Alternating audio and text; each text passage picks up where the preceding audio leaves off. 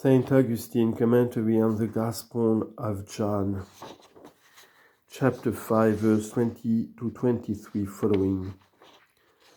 Behold, he has named eternal life.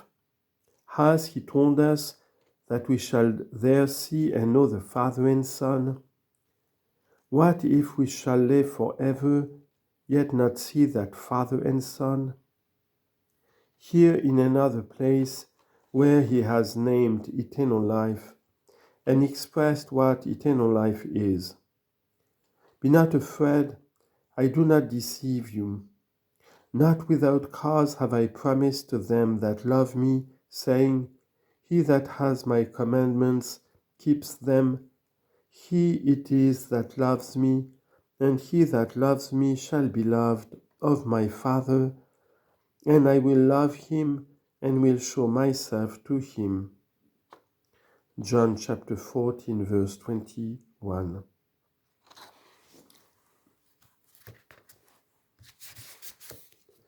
Let us answer the Lord and say, What great thing is this, O Lord our God? What great thing is it? Will you show yourself to us? What then did you not show yourself to the Jews also? Did not they see you who crucified you? But you will show yourself in the judgment when we shall stand at your right hand. Will not also they who will stand on your left see you? What is it that you will show yourself to us? Do we indeed not see you now when you are speaking? He makes answer, I will show myself in the form of God. Just now you see the form of a servant. I will not deceive you, O faithful man. Believe that you shall see. You love and yet you do not see. Shall not love itself lead you to see? Love persevere in loving.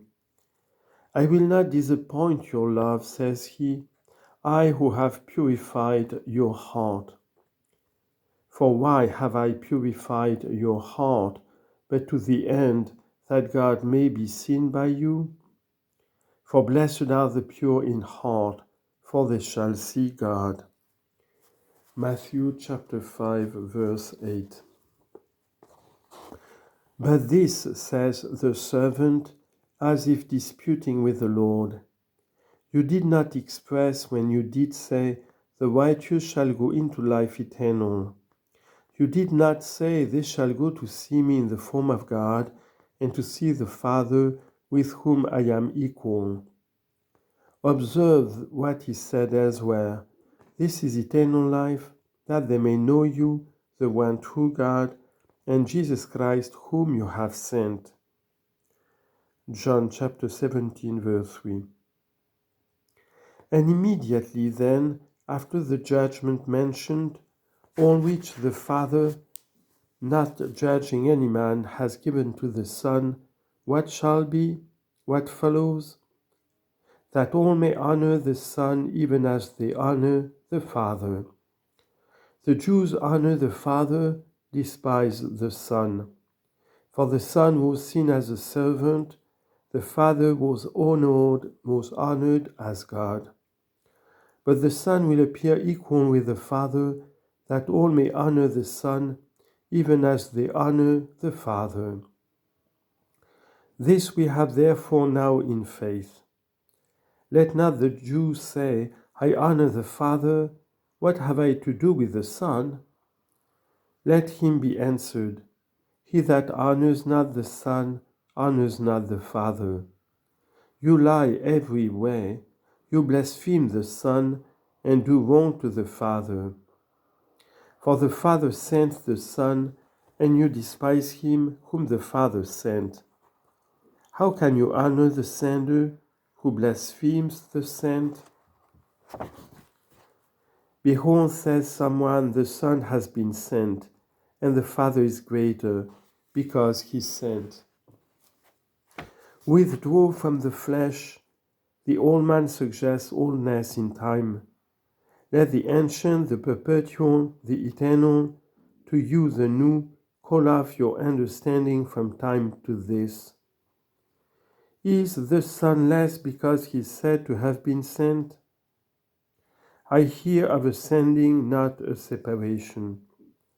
But yet, says he, among men we see that he who sends is greater than he who is sent. Be it so, but human affairs deceive a man, divine things purge him. Do not regard things human in which the sender appears greater, the sent less. Notwithstanding, things human themselves bear testimony against you. Just as, for example, if a man wishes to ask a woman to wife, and not being able to do this in person, sends a friend to ask for him. And there are many cases in which the greater is chosen to be sent by the less.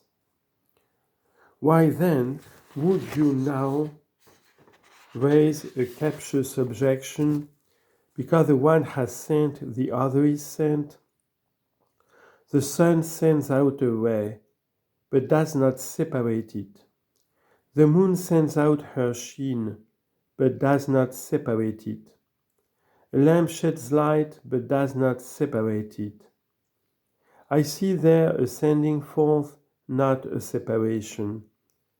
For if you seek examples from human things, O heretical vanity, although, as I have said, even human things in some instances refute you and convict of error. Yet consider how different it is in the case of things human, from which you wish to deduce examples for things divine. A man that sends remains himself behind, while only the man that is sent goes forward. Does the man who sends go with him whom he sends? Yet the Father who sent the Son has not departed from the Son. Hear the Lord himself saying, Behold, the hour is coming, when everyone shall depart to his own, and you will leave me alone. But I am not alone, because the Father is with me. John chapter 16, verse 32. How has he with whom he came sent him? How has he from whom he has not departed sent him? In another place he said, The Father abiding in me does the works. John chapter 14, verse 10. Behold, the Father is in him, works in him. The Father sending has not departed from the Son sent, because the sent and the sender are one.